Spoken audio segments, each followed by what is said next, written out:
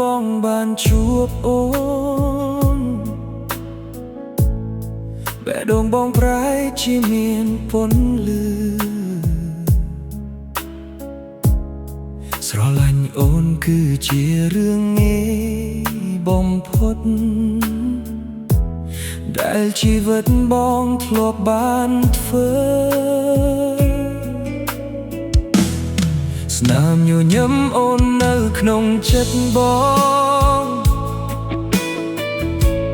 គ្រប់វិនាទីមិនដែលរសាយ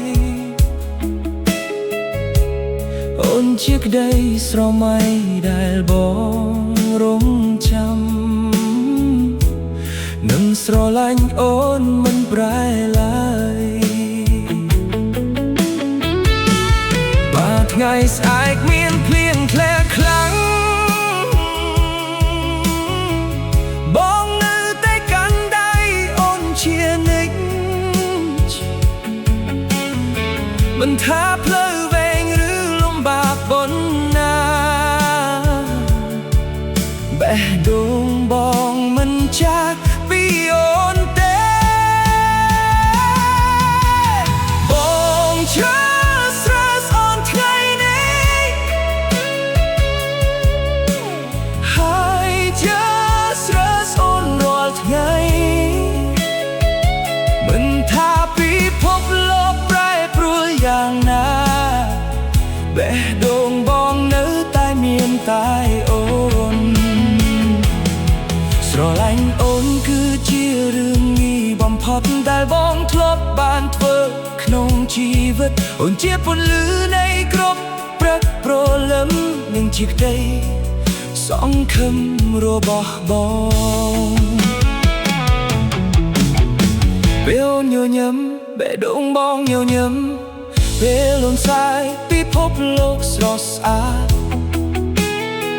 បងនឹងដើរជាមួយអូនជារៀងរហូ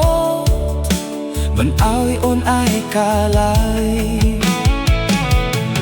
ពេលវេលាកន្លងផុតទៅសក់ស្កើក៏មិនបំបែកស្នេហ៍ដៃក្នុងដៃដើរជាមួយគ្នារហូតដល់ថ្ងៃចុងក្រោយពេលវេលាអាចផ្លាស់ប្ដូរគ្រប់យ៉ាងតែស្នេហ៍បងមិនដែលប្រែប្រួលអូនជាផ្ទះនៃបេះដូងបងជាសុភមង្គលដែលបងថែរក្សា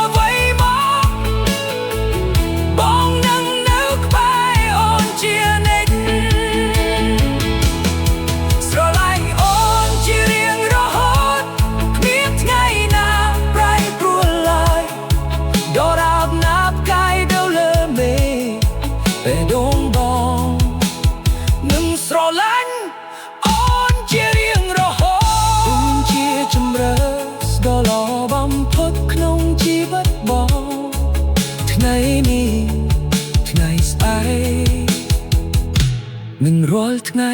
បន្ទប់បងឈើស្រើស្អូនជារៀងរហូត